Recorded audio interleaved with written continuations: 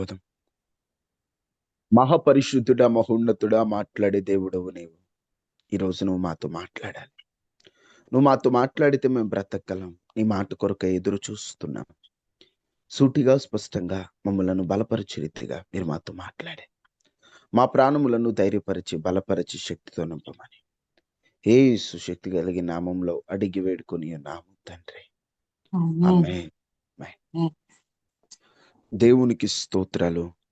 ఈ విధముగా ఈ ప్రార్థన కూడికలో పాల్గొన్న మీ అందరికీ కూడా ప్రభువైన యేసుక్రీస్తు నామంలో నా హృదయపూర్వకమైన వందనాలు.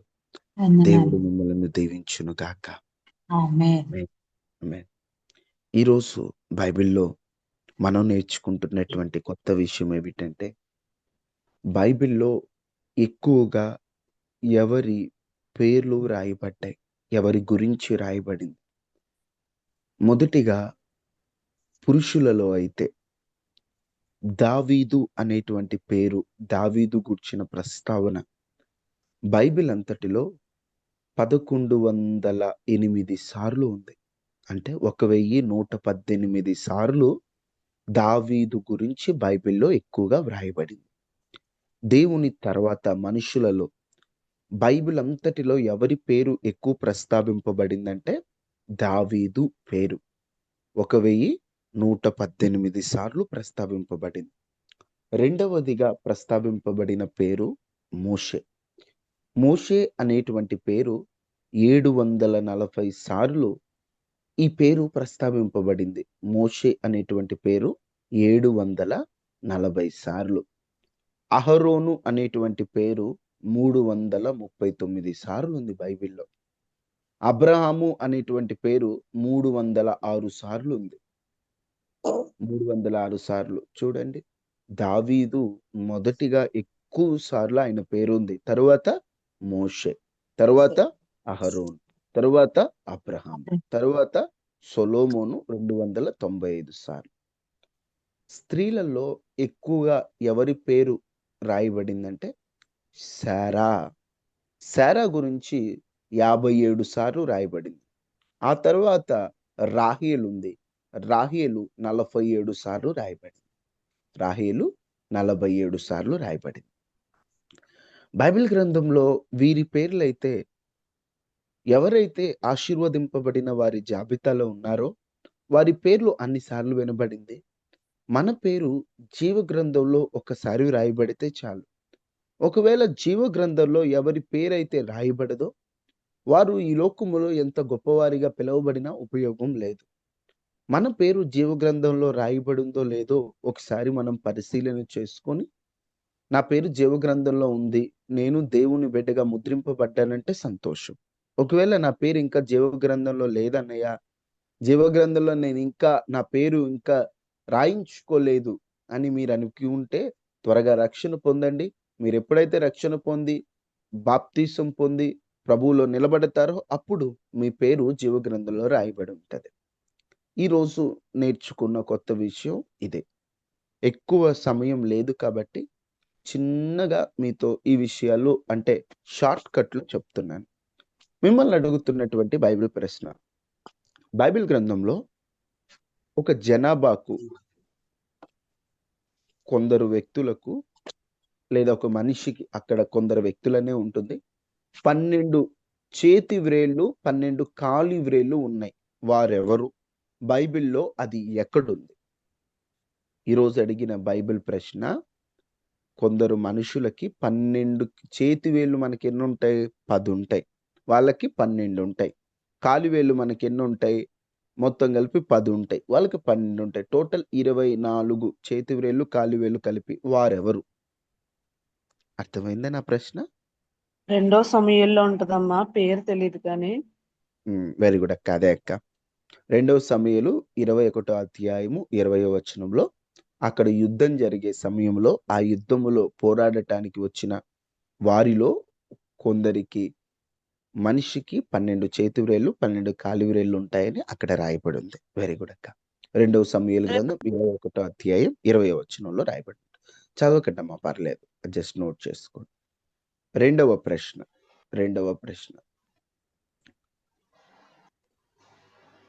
బైబిల్ అంతటిలో కూడా బహుగా పరుగెత్తిన వాడెవడు? బైబిల్ అంతట్లో ఒక ఆయన బాగా బహుగా పరిగెడతాడు. ఆయన పేరేంటి? గెహాజీ. గెహజీ కాదన్నా. పరుగెత్తిన వాడు. పౌలు గారు. పౌలు గారు కాదమ్మా. మోషే గారు. కాదు. దావీదు ప్రాత గారు. నిబంధనకు చెందినటువంటి ఒక వ్యక్తి. దావీదు అనుకోండి తమ్ముడు. దావీదు కాదు. బ్రదర్ ఆది కాండంలో అడవి లేడి అంత తేలికగా మేఘదూతం. పరిగెత్తేవాడు అని పేరు ఆయనకి. అడవి లేడి అంత తేలికగా పరిగెత్తగలిగిన వాడు అనేటువంటి పేరుంది ఆయనకి. యాష. మీరు దావీద్ అన్నారు. దావీద్ అయితే కాదు, కానీ దావీదు రిలేటివ్, దావీదు బంధువే. బెనాయా. కాదన్నా. సరే, ఆయనతో సమయం లేదు ఉంటాడు కనుక ఆయన. 2 సమూయేలు గ్రంథం 2వ అధ్యాయం 18వ వచనం. సెరూయా ముగ్గురు కుమారులకు యోవాబును, అబీషయును, ఆసాహేలును అచ్చట నుండేది. ఆసాహేలు అడవి లేడి అంత తేలికగా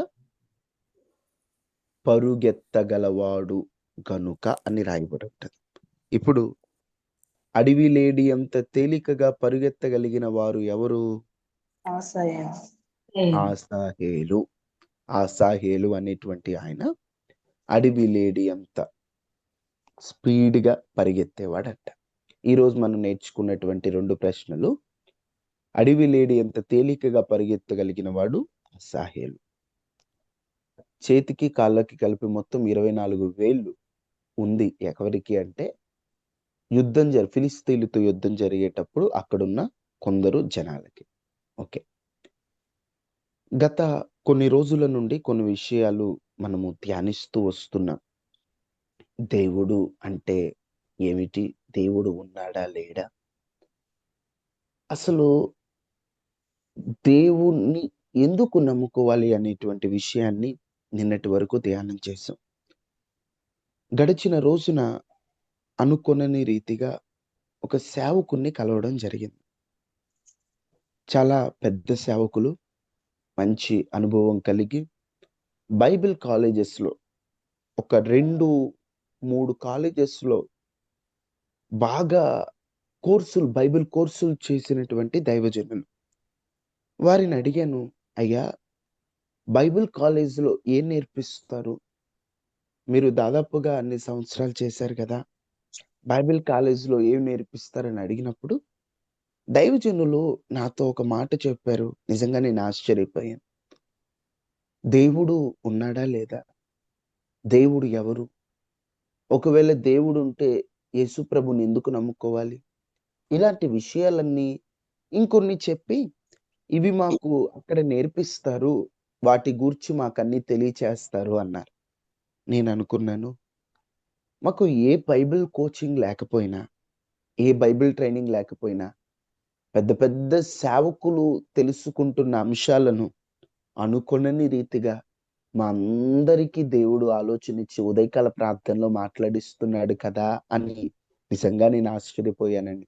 బైబిల్ కాలేజీల్లో నేర్చుకుంటారు ఇలాంటి విషయాలను, కానీ దేవుడు మనకి ఉదయకాల ప్రార్థనలో స్పష్టంగా వీటి గురించి వాళ్ళైతే కొంచెం లోతుగా నేర్చుకుంటారు. మనకు అవసరమైనంత కొంచెం బేసిక్ రూపంలో మనం నేర్చుకుంటున్నాం.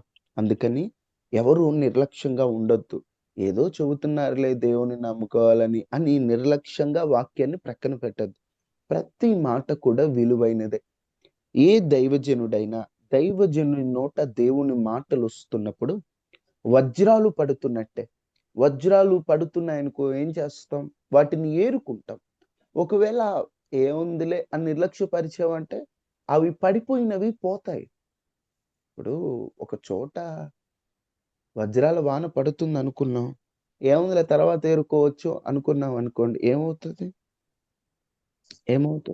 ఎవడో ఒకడు పక్కన ఏరికెళ్ళిపోతాడు. దేవుని మాట వజ్రముల కంటే విన్నా, దేవుని మాట బంగారు వెండి కంటే మిన్న. ఎందుకంటే వెండి పూసను ఎన్ని మారులో అంత శుభ్రం చేస్తే ఎంత పవిత్రంగా ఉంటాయో అంతకంటే ఎక్కువ పవిత్రమైనటువంటి మాటలు దేవుని మాటలు. అలాంటి మాటలు వస్తున్నప్పుడు ప్రతి మాటను రాసుకోవడం, ప్రతి మాటపై శ్రద్ధ నిలపడం, ఈరోజు దేవుడు ఏ కోణంలో మాట్లాడతాడని ఒక ఆశతో వినడం, అలాగా మనకు ముందుకు రావాలి. ఏందో చెప్తారులే బ్రదర్, ఏం విందాంలే అని నిర్లక్ష్యంగా ఉండొద్దు. దయచేసి నిర్లక్ష్యంగా ఉండదు. ప్రతి మాట విలువైంది. నాకేదో సబ్జెక్ట్ తెలుసు, నేను చెప్తాను, నేర్చుకోండి అని నేను అనకూడదు కూడా. దేనికి పనికిరానటువంటి వ్యక్తిని ఏదో ప్రభు పాదాల యొద్ద కూర్చొని, ప్రభువా ఉదయకాల ప్రార్థనలో ఏం చెప్పాలి నాయన అన్నప్పుడు, దేవుడు నా మదిలో పెట్టిన ఆలోచనలే వచ్చి మీతో చెప్తున్నా. నేను నేర్చుకునేవాడిని. నేను ఖాళీ దొరికినప్పుడు ఎందరో దైవజనులు వర్తమానాలు విని నేను నేర్చుకొని మార్చుకోవడానికి సిద్ధంగా ఉంటాను. మీకు నేర్పించే అంత స్థాయి, ఆ గొప్పతనం నాకైతే లేదు. కానీ ప్రభువును బట్టి ఇవన్నీ కూడా నేనేదో కాలేజీలో నేర్చుకోను, ఏదో పుస్తక రూపంలో నేర్చుకున్నవి కాదు. నేను నా అనుభవంలో దేవుడు నేర్పించినవి మీకు చెప్తున్నానంతే. నేను చెప్పేటువంటి మాటలు మీకు ఎక్కడికి వెళ్ళినా కూడా సేమ్గా మీకు దొరకకపోవచ్చు. ఒకవేళ పాయింట్లు అయ్యే ఉండొచ్చేమో, కానీ ఎందుకంటే అవి ప్రభు దగ్గర నేర్చుకుంటున్నాయి. ప్రభు దగ్గర నేర్చుకొని మీకు నేర్పిస్తున్నాను. దయచేసి నిర్లక్ష్యంగా వినొద్దమ్మా వాక్యాన్ని, బద్ధకంగా వినొద్దు తల్లి. మీ నుండి నేను కోరుకునేది ఎప్పుడు ఒకటి మీరు ఆత్మీయంగా బలపడాలి, 2 ప్రార్థనలో ఉండాలి. ఈ 2 కోరుకుంటాను తప్ప మీ నుండి మాకు ఏది అవసరం లేదు. కొంచెం ఇంట్రెస్ట్గా వాక్యం వినండి. దేవుణ్ణి ఎందుకు నమ్మాలో మనం చూసాం.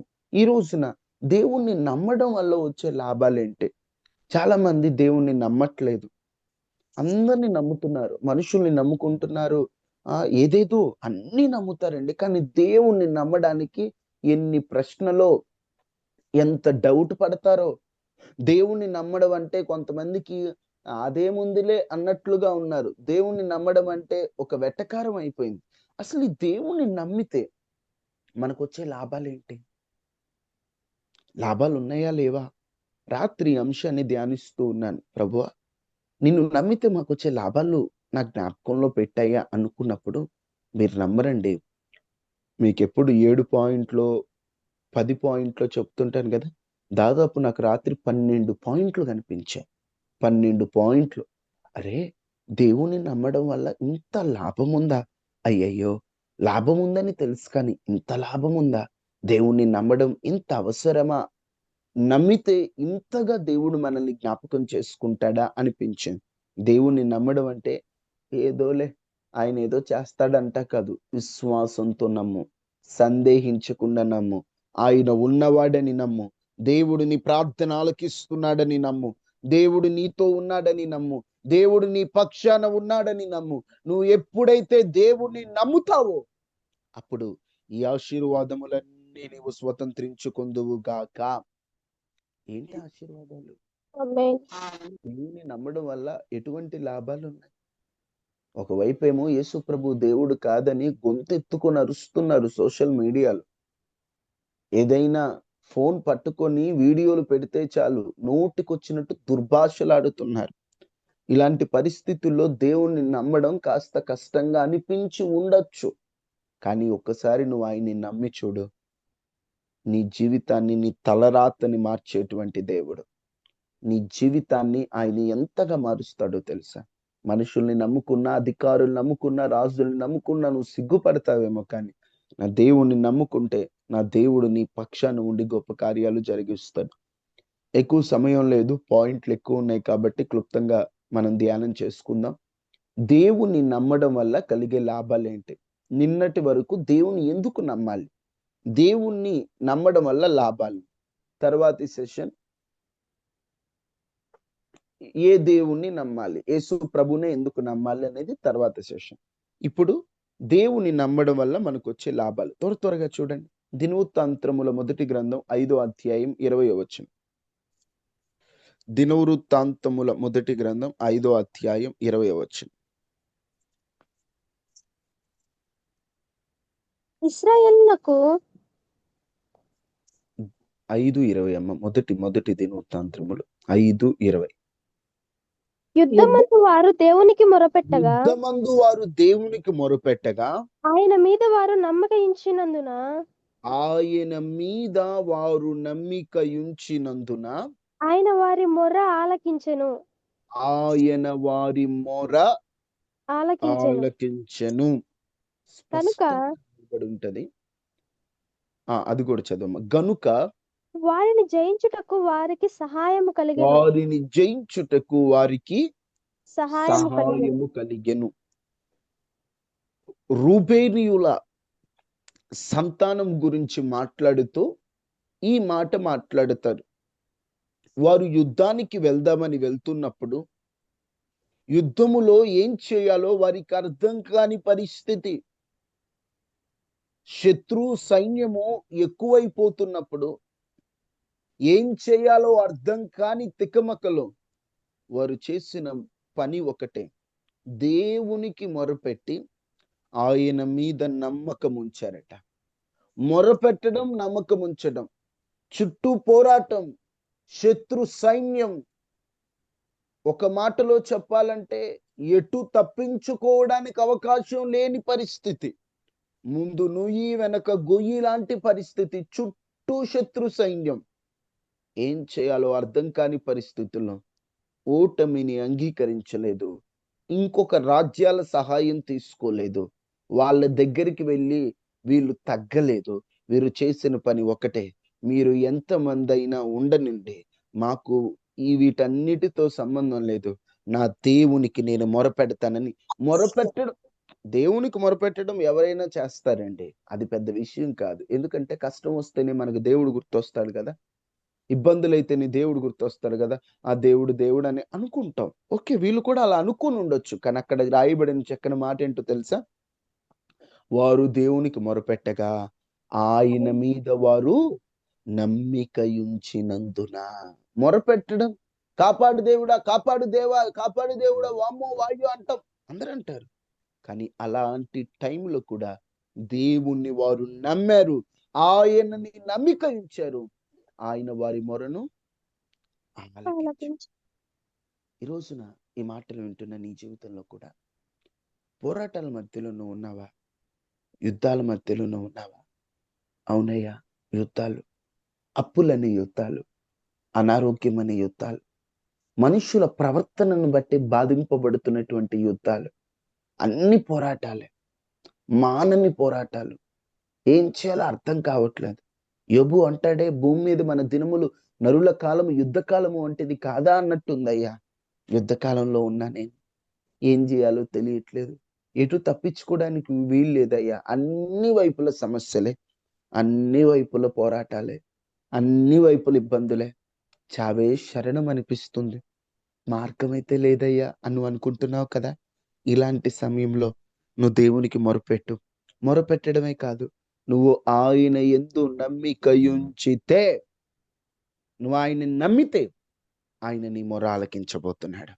దేనికోసం మొరపెడుతున్నావు? అడగటానికి మొరపెట్టడానికి తేడా ఉంది. నాకు అది అవసరం అంటే అడగడం, అయ్యా నాకు అది అవసరం నాయన, నాకు సహాయం చెయ్యయ్యా, నీవు తప్ప నాకెవరు లేరయ్యా అని పదే పదే పదే అర్జీ పెట్టుకొని పదే పదే అడుగుతూ బ్రతిమలాడుతూ అడిగితే దాన్నే మొరపెట్టడం అంటారు. ఈ రోజున నువ్వు దేని గురించి ఆయన దగ్గర మొరపెడితే, మొదటిగా నువ్వు ఆయన్ని నమ్మితే ఆయన నీ మొర్ర ఆలకించబోతున్నాడు. ఎవరు పట్టించుకున్నా పట్టించుకోకపోయినా, ఎవరు నీ పక్షాన నిలిచినా నిలవకపోయినా, నీ మొర ఆలకించే దేవుడు నీకు సహాయం చేయబోతున్నాడు. ఇక్కడ వాళ్ళు నమ్మిక ఉంచారు, దేవుడు ఆలకించాడు, సహాయం కలిగింది. 3 అయిపోయాయి కదా. ఒకటి వీళ్ళ పని నమ్మిక ఉంచడం, ఆయన పని ఆలకించడం. ఆలకించిన దేవుడు మౌనంగా ఉంటాడా? ఆలకించిన దేవుడు, భక్త నీ అవసరం నేను విన్నాను, జాగ్రత్త అని చెప్పేవాడు కాదు. ఆయన విన్నాడు, విని సహాయము చేశాడు. నిజం చెప్తున్నా అండి, ఏ పరిస్థితిలో ఉన్న దేవుణ్ణి సంపూర్తిగా నమ్మడం ఈ రోజు నుండి నేర్చుకుందామా? అయ్యా, పోరాటాలు ఎన్నైనా ఉండని నిన్నే నమ్ముకున్నాను. మనం పాడతాం కదా, నిన్నేనే నమ్ముకున్నాను, నీ వంటి వారు ఎవరయ్యా, అద్భుతం చేయుమయ్యా నా జీవితంలో, నిన్నే నే నమ్మి ఉన్నానేసయ్యా. ఆయన నమ్ముకొని ఉన్నప్పుడు ఆయన అద్భుతం చేయడా? నువ్వు నమ్మిక ఇంచు, నీ మొర ఆలకించి నీకు సహాయం చేయబోతున్నాడు. నమ్ము, దేవుణ్ణి నమ్ము. నమ్మావంటే నమ్మావని కాదు, మనస్ఫూర్తిగా నమ్ము. దేవుణ్ణి నమ్మడం అంటే దానిలో కూడా కొన్ని రూపాలు ఉన్నాయి. ఒకటి, దేవుని మాటను నమ్మడం. దేవుని మాట, నా దేవుడు మాట్లాడాడు, నా దేవుడు నాతో మాట్లాడాడు, ఆయన ఉన్నవాడు, నాకు ఈ మాట ఇచ్చాడు అని దేవుని మాటను నమ్మడం. రెండవది, ఆయన కృపను నమ్మడం. కృపను నమ్మడం. నా దేవుడు దయగలిగిన వాడు, ప్రేమ కలిగిన వాడు, ఆయన నాకు ఎప్పుడైనా సహాయం చేస్తాడు అని కృపని నమ్మాలి, ఆయన మాటను నమ్మాలి. ఈ రెండిటిని నమ్మడం చాలా అవసరం. ఒకటి, దేవుని నమ్మితే మనకు వచ్చే లాభం ఏంటంటే మన మొర ఆలకించి సహాయం చేస్తారు. చెప్పండి, మన మొర ఆలకించి సహాయం చేస్తారు. ఎందుకు నేను చెప్పండి అంటానంటే, మీరు పలికితే గుర్తుంటాయి, వినుకుంటూ వెళ్ళిపోయారు అనుకోండి గుర్తుండవు, మర్చిపోతారు. అందుకనే కొంచెం డిస్టర్బెన్స్లుగా ఉన్న పలకండమ్మా, నోరు తెరవండి, నోరు తెరవండి. ఎందుకంటే దేవుని మాటలు అపవాది నోట నుండి పలకనివ్వడు. కొంతమంది మోగముద్దుల్లా ఉంటారు, అస్సలు మాట్లాడరు. మీరు మాట్లాడితే పలికితే పలికితే పలుకుతూ పలుకుతూ పలుకుతూ ఉండగా నా మాటలు గుర్తుంటాయి, అపవాది శక్తులు గడగడలాడుతూ ఉంటాయి. 2, 135 అంతకంటే ముందు 13వ సంకీర్తన 5వ వచనం 6వ వచనం. 13వ సంకీర్తన 5, 6 వచనం. నేనైతే నీ కృపయందు నమ్మికుంచున్నాను, నీ రక్షణ విషయమై నా హృదయం హర్షించుచున్నది. రక్షణ విషయమై నా హృదయం హర్షించుచున్నది. యెహోవా నాకు మహోపకారములు చేసి యెహోవా నాకు మహోపకార్యములు చేసి ఉన్నాడు, నేను కీర్తించెదను. నేను ఆయనను కీర్తించెదను. ఈయనంటాడు, దేవా నేనైతే, ఒకరి గురించి నాకు తెలియదేగా, నేనైతే ఎవరేటైనా వెళ్ళను, నేనైతే నీ కృప యందు నమ్మిక ఉంచి ఉన్నానయ్యా. నా నమ్మకం నీ కృప. నా దేవుడు దయ్యగలవాడు, దయ్యగలిగినటువంటి వాడు. నా దేవుడు దయ్యగలిగినటువంటి దేవుడు. ఆయన కృప యందు నేను నమ్ముతున్నా, ఆయన కృపనే నేను నమ్ముతున్నా, ఆయన కృపను నేను నమ్ముతున్నాను.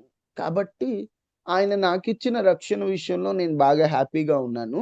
నా దేవుడు నాకు మహా ఉపకారాలు చేశాడట.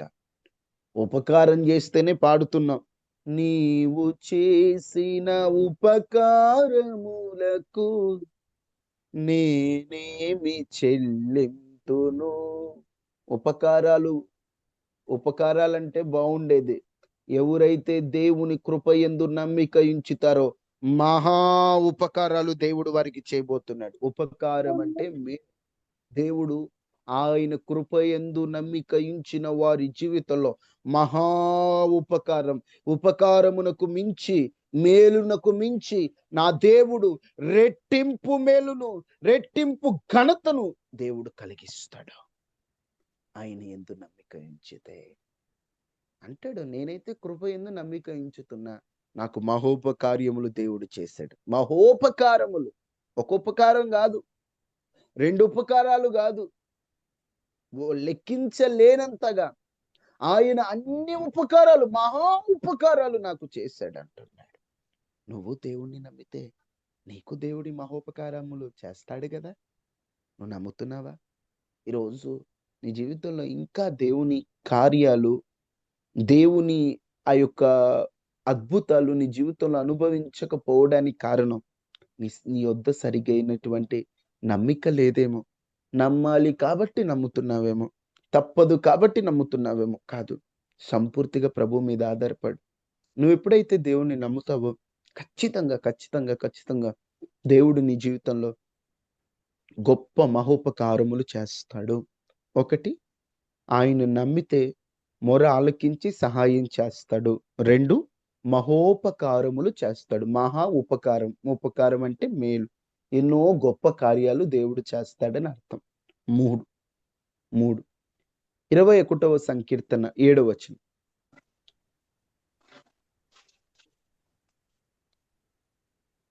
ఏలయనగా ఎలయనగా రాజు యెహోవా యందు నమ్మిక ఉంచుచున్నాడు. రాజు యెహోవా యందు నమ్మిక ఉంచుచున్నాడు. ఉన్నతుని కృపచేత అతడు కదలకుండా నిలుచును. సర్వోన్నతుని కృపచేత అతడు కదలకుండా నిలుచును. చూడండమ్మా, రాజే యెహోవా యందు నమ్మిక ఉంచుచున్నాడు. దేవుణ్ణి నమ్మాడు. దేవుని కృపచేత అతడు కదలకుండా నిలిచాడట. ఎప్పుడైతే నువ్వు దేవుని నమ్ముతావో ఇక నువ్వు కదలవు. నిన్ను కదలివ్వడు ఆయన, కదలనివ్వడు ఆయన. ఒక స్థిరమైన వ్యక్తిగా ఒకవేళ నువ్వు కదులుతున్నా దేవుడు ఎలా చేస్తాడో తెలుసా?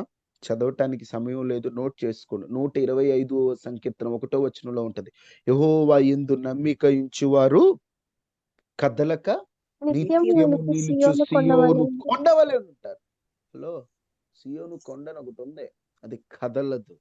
ఈ దేవుణ్ణి ఎవరైతే నమ్ముతారో వారందరూ కదలకుండా నిలబడతారు. నా దేవుడు కదిలించడు. పరిస్థితులు కొన్ని కదిలించాలని చూస్తాయి, నీ విశ్వాసాన్ని కదిలించాలని చూస్తాయి, నీ పరిశుద్ధతను కదిలించాలని చూస్తాయి, నీ అనుభవాలను కదిలించాలని చూస్తాయి. కొన్ని నిన్ను అలా కదిలించడానికి వస్తాయి.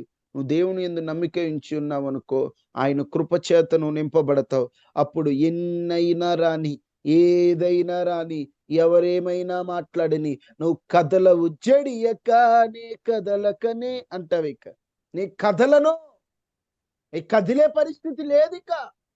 ఎందుకంటే నా దేవుడు నన్ను కదలనివ్వడు, నేను ఆయన నమ్మాను. ఒకటే అండి, ఎంత ధైర్యం వస్తున్నాయో ఈ మాటలు చదువుతున్నప్పుడు. ఆయన్ని నమ్ముకున్న ఆయన పిల్లలను ఆయన కదలనివ్వడట. కదలకుండా నిత్యము నిలిచే, కొన్నాళ్ళుండి మాయమయ్యే పర్వతం కాదు సియోను పర్వతం, నిత్యము నిలిచే ఆ సియోను పర్వతం వలె దేవుడు నిన్ను నిలబెడతాడట, కదలకుండా. ఈరోజు కదిలే పరిస్థితులు వస్తున్నాయి, దేవుని నమ్మాలి. విశ్వాసం కదిలిపోతుంది. ఒకప్పుడు మంచి విశ్వాసం, కానీ ఈరోజు నమ్మకం లేదు దేవుడి మీద. విశ్వాసాన్ని కదిలించింది అపవాది. ఒకప్పుడు ఎంత పరిశుద్ధతో, చూపుల్లో, మాటల్లో, తలంపులలో, నడకలో, ఒక చిన్న తప్పు చేస్తేనే కూర్చొని ప్రభువా నేను తప్పు చేసినయ్యా, నన్ను క్షమించయ్యా, నన్ను క్షమించయ్యా, నన్ను క్షమించయ్యా అని మొరపెట్టేటువంటి పరిశుద్ధత ఒకప్పుడు. ఇప్పుడు అలాంటి ప్రార్థనే లేదు. ఒకప్పుడు చిన్న కనబడని పనికి మాలిన సీన్ ఏదన్నా ఫోన్లో వస్తే చి అని ఫోన్ పక్కన పడేసే వ్యక్తివి ఈరోజు దాన్ని పట్టుకొని చూస్తున్నావు. అంటే నిన్ను కదిలిస్తున్నాయి కొన్ని పరిస్థితులు. లేదు, నువ్వు ప్రభువుని ఇంకా నమ్మాలి. నువ్వు ప్రభువు నమ్మితే అలాంటి పరిస్థితులు నిన్ను కదలనీయకుండా దేవుడు నిలబెడతాడు. అందుకనే 3, దేవుణ్ణి నమ్మడం ద్వారా మనకు వచ్చే లాభం ఏంటో తెలుసా? కదలకుండా నిలబడతాం. 4 22వ సంకీర్తన 5వ వచనం, వారు నీకు మొరపెట్టి విడుదల నొందిరి. నీ యందు నమ్మిక ఉంచి సిగ్గుపడకపోయిరి.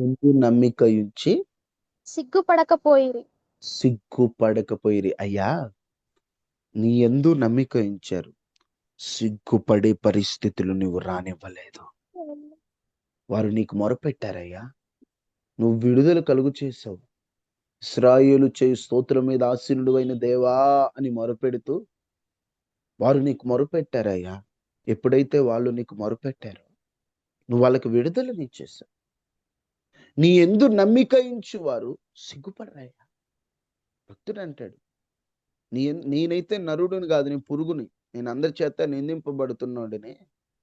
నన్ను చూచిన వాళ్ళందరూ కూడా ఇష్టం వచ్చినట్టు అపహసిస్తున్నారు. నా పరిస్థితి ఏదైనా ఉంటే నన్ను తీసి పక్కన పెట్టాయా. నిన్నైతే నమ్మిన వాళ్ళని నువ్వు సిగ్గుపడనీలేదు కదయ్యా. చూడండి, ఒకటి చెప్తున్నా, ఎవరైతే ఆయన నమ్ముతారో వారిని సిగ్గుపడే పరిస్థితులు దేవుడు రానివ్వడు. ఎంత స్పష్టంగా అన్నాడు, నీ యందు నమ్మిక ఉంచి సిగ్గుపడకపోయిరి వారు. నమ్మకం ఉంచకపోతే సిగ్గుపడే వాళ్ళే. నమ్మారు, సిగ్గుపడే పరిస్థితులు దేవుడు రానివ్వలేదు. 4వది, ఎవరైతే దేవుణ్ణి నమ్ముతారో సిగ్గుపడే పరిస్థితులు వారికి రానివ్వడు. ఈరోజు సిగ్గుపడే పరిస్థితులు ఉన్నాయి కదా. అమ్మో, ఈ ఉద్యోగం రాబోయే రోజుల్లో రాకపోతే సిగ్గుపడతానేమో, పిల్లలు కలగకపోతే సిగ్గుపడతానేమో, నేను సెటిల్ అవ్వకపోతే సిగ్గుపడతానేమో, నా పిల్లలు బాగుపడపోతే చుట్టాలందరిలో సిగ్గుపడతామేమో, నా పరిస్థితి ఎట్లుంది, ఇట్లా సిగ్గుపడే పరిస్థితిలో ఉన్నావు నువ్వు అనుకుంటున్నావు. నువ్వు దేవుని నమ్మావు. ప్రస్తుతం సిగ్గుపడే పరిస్థితులున్నా, నువ్వు అనుకున్నది అనుకున్న సమయంలో జరగకపోయినా, దేవుడు అనుకుంది నువ్వు అనుకున్న దానికంటే మంచిగా గొప్పగా ఉంటది కాబట్టి ఆయన నీ తలలు పైకెత్తుతాడు. అవమానించిన వారి ఎదుటే ఘనతగా దేవుడు నిన్ను నిలబెడతాడు. నువ్వు ఆయన ఎందు నమ్మిక ఉంచు. సిగ్గుపడవమ్మా. సిగ్గుపడే పరిస్థితులు రానివ్వడు చెల్లె, అక్క, బ్రదర్. సిగ్గుపడొద్దయ్యా. సిగ్గుపడనివ్వడయ్యా నీ దేవుడు. ఓడిపోనివ్వడయ్యా. ధైర్యం తెచ్చుకుని నమ్ము. ఆయనే నీ పక్షాన ఉంటాడు. 56 సంకీర్తన 4వ వచనం. దేవుని బట్టి నేను ఆయన వాక్యమును కీర్తించెదను. దేవుని యందు నమ్మిక ఉంచి ఉన్నాను, నేను నేను భయపడను. భయపడను. శరీరదారులు నన్నేమి చేయగలరు? 11వ వచనం కూడా చదవండి అమ్మా. నేను దేవుని యందు నమ్మిక ఉంచి ఉన్నాను, నేను దేవుని యందు నమ్మిక ఉంచి ఉన్నాను, నేను భయపడను. నేను భయపడను. నరులు నన్నేమి చేయగలరు? అరుణ్ నన్ను ఏం చేయ అసలు మామూలుగా అయితే మనుషులు మనల్ని ఏమైనా చేస్తారేమోనన్న భయం ఉంటది. ఎందుకంటే మనిషి అనుకుంటే ప్రాణాలైనా తీసేయగలడు, నలుగురిలో చెడ్డ చేయగలడు. మనిషి చాలా ఉంటదండి. కొంతమంది పగబడిన వారు ఏదైనా చేస్తారు. మొన్నటికి మొన్న ఒక విషయాన్ని విన్నప్పుడు చిన్న గొడవ అంట. చిన్న గొడవ అయితే మగవాళ్ళతో పాటు 2 ఆడవాళ్ళు కూడా ఉండి ఇద్దరిని చంపి రైల్వే ట్రాక్ మీద పడేసి వెళ్ళిపోయారు. ఏదైనా చేయాలని చూస్తారు, భయం ఉంటది. కానీ ఈయనంటాడు, నేను దేవుణ్ణి నమ్ముతున్నా, దేవుణ్ణి నేను నమ్మిక ఉంచి ఉన్నాను, నేను భయపడినా. నరులు నన్ను ఏం చేస్తారు? ఒరే, నన్ను ఏం చేయగలరా? ఏంటయ్యా నీ ధైర్యం? ఏం చేయగలరు ఏంటి? మెడకాయ మీద తలకాయ లేకుండా చేస్తా, ఏమనుకుంటున్నావో అని అనుంటారు. కానీ అంటాడు, మీరు నన్ను ఏమీ చేయలేరు. ఎందుకో తెలుసా? నా ధైర్యం. నేను దేవుణ్ణి నమ్ముతున్నా. ఈ రోజున నిన్ను బెదిరిస్తున్నారా? శాపాలు పెట్టి దూషిస్తున్నారా? నీ గురించి చెడ్డగా ప్రచారం చేస్తున్నారా? నిన్ను నలుగురిలో తక్కువగా మాట్లాడుతున్నారా? నీవు ఎంత ప్రేమ చూపినా నీ ప్రేమకు గుర్తింపు లేదా? నువ్వు ఎంత నా అనుకొని కలుపుకుందామని ముందుకెళ్తున్నా వాళ్ళు నిన్ను దూరం పెట్టడానికే చూస్తూ ఒక వేరు బంధరం చేస్తూ అందరూ ఒకటే, నేను ఒక్కడిని చేశారా? నువ్వు ఒక్కటి గుర్తుపెట్టుకో, నేను దేవుణ్ణి నమ్ముతున్నా. వీళ్ళు నన్ను ఎంత బ్యాడ్ చేసినా నాకేం బాధ లేదు. నాకు అసలు వినపడవు, నేనేం పట్టించుకోను. నా ప్రేమని నేను చూపించా, నేను నాలా ఉన్నా అంతే. ఏదైనా చేసుకోండి, నేనైతే నరులకు భయపడను. శరీరదారులు నన్నేం చేస్తారయ్యా? నరులు నన్ను ఏమి చేయగలరు? నేను దేవుణ్ణి నమ్ముతున్నా. నేను నమ్ముకుంది ఎవరిని? దేవుణ్ణి. ఈ సృష్టికర్తను నమ్మా నేను. నా దేవుణ్ణి నేను నమ్మి ఉన్నప్పుడు నా దేవుడు నరులు నన్నేమి చేయదలిచిన ఆ నష్టాన్ని లాభంగా మార్చేటువంటి దేవుడు. శత్రువుల పన్నాగాలు, శత్రువు ఆయుధాలు గుర్తుపెట్టుకోండి. శత్రువు ఆయుధాలతోనే శత్రువుని లేకుండా చేస్తాను. హామాను చనిపోయినటువంటి ఉరికొయ్య ఎవరిది? ఎవరిది? ఎవరిది? హామానుదే కదా. హామాను మొర్దెకైని చంపాలనుకున్నాడు, చివరికి గొల్యాతుని నరికిన కత్తి ఎవరిది? తందే. గొల్యాతుదే. తన ఆయుధాలతో తననే లేకుండా చేస్తాడు దేవుడు. అరే, నిన్ను చంపడానికి నా దగ్గర ఆయుధాలు ఏం అవసరం లేదు, నీ దగ్గర ఉన్న వాటితో నిన్ను చంపేస్తాం అంటారు భక్తులు. మాకేం ప్రత్యేకంగా అవసరంలా, మేము మోసుకోవాల్సిన అవసరంలా, మా ఆయుధాలు మోయేవాడు పక్కన అవసరం. నీవు తెచ్చుకున్నంతో నీ ప్లాన్స్ తో నిన్నే కొడతాం. ఎందుకో తెలుసా? నేను దేవుణ్ణి నమ్మి ఉన్నా, ఆయన ఎందు నమ్మిక ఉంచి ఉన్నా. శరీరదారులు నన్నేమి చేయలేరు. ఇదిగో మీ మీద ఎన్ని చెడ్డ మాటలు నీ చుట్టుపక్కల ఉన్న శత్రువులు అనుకున్న వారు, నువ్వు అనుకోలే, వాళ్ళు అనుకున్నారు. అలాంటి వారు ఎన్ని మాట్లాడుకుంటున్నారో తెలిసిన ఏం భయపడద్దు. ఒకటే ధైర్యం, నేను దేవుని యందు నమ్మిక ఉంచి ఉన్నా, నేను భయపడను. నరులు నన్ను ఏం చేయగలరు? నాతో పాటు చెప్తారా ఈ మాట? నేను దేవుని యందు దేవుని యందు దేవుని నమ్మిక ఉంచి ఉన్నాను, నమ్మక ఇచ్చాను. నేను భయపడను. నేను భయపడను. నరులు నన్నేమి చేయగలరు? నరులు నన్ను ఏమి చేయగలరు? అమ్మా న్యూట్లో పెట్టేసాయి. ఎంత బాగా భక్తుడు మాట్లాడాడు కదా. ఈ రోజున ఎవరో ఏదైనా చేస్తారని భయపడుతున్నావా? మనుషులను బట్టి కొంచెం భయం ఉందా? అమ్మో బ్రదర్, వాళ్ళు ఏదైనా చేస్తారయ్యా, మా ఆస్తులు లాగేసుకున్నారు, మాకు రావాల్సిన పొలాలు లాగేసుకున్నారు, మమ్మల్ని ఏదోటి చేయాలనుకుంటున్నారు. భయపడద్దు. ఇప్పుడే అన్నావుగా, నువ్వే అన్నావు, నీ నోటితో అన్నావు, నరులు నన్నేమి చేయలేరు. ఏం చేయలేరు వాళ్ళు. ఊరక మాటలే. ఎందుకో తెలుసా? నీ పక్షాన ఉన్నవాడు, నీలో ఉన్నవాడు లోకములో ఉన్నవాని కంటే గొప్పవాడు. అది గుర్తుపెట్టుకో. 5 విషయాలు మీతో చెప్పాను. 1, మనం దేవుని నమ్మితే నెంబర్ 1, సహాయం చేస్తారు. దేవుడు మన మొర ఆలకించి మనకు సహాయం చేస్తాడు. గుర్తుపెట్టుకో. 2, మహోపకారములు చేస్తాడు. 3, కదలకుండా ఉంచుతాడు మన. 4, సిగ్గుపడనివ్వడు. 5, నరులకు భయపడకుండా ఎవ్వరు ఏ హాని మన మీదకి రానివ్వడు. ఏ నరులు మనకెంత కీడు తలపించాలని చూసినా ఏ హాని మనకు రానివ్వడు. ఈ 5 ఆశీర్వాదాలు ఎత్తిబట్టి ప్రార్థించేద్దాం. అయ్యా, నిన్ను నమ్మిన వారికి ఇన్ని దీవెనలు ఉన్నాయా? నీ మీద సంపూర్తిగా ఆధారపడి నిన్ను నమ్మే కృపని నాకివ్వమని అందరూ ప్రార్థన చేసుకోండి అమ్మా. అమ్మా అందరూ ప్రార్థన చేసుకోండి. ఒక చిన్న ప్రేయర్ రిక్వెస్ట్ కూడా ఉంది. బాబు సతీష్ అనే బాబుకి ఈరోజు ఒక చిన్న సర్జరీ ఉంది. ఆ సర్జరీ చాలా మందికి ఫెయిల్ అయిపోతుంది. బాబుకి అది సక్సెస్ అవ్వాలి. ఎందుకంటే తల్లిగారు కుటుంబం అంతా నలిగిపోతున్నారు ఆ పెట్టెను బట్టి. హాస్పిటల్ తీసుకెళ్తారు, మళ్ళీ ఈరోజు కాదు అని పంపించేస్తారు. సర్జరీ స్టార్ట్ చేసి కూడా కొంతమందికి ఆగిపోయాయి. ఆ బాబుకి అలాంటిది ఏం లేకుండా సర్జరీ జరుగునట్లు ప్రార్థన చేద్దాం. మహాపరిశుద్ధుడా, మహోన్నతుడా, దయగలిగినటువంటి దేవ, నీ యందు నమ్మిక ఉంచితే కలిగే లాభాలు మాట్లాడావు.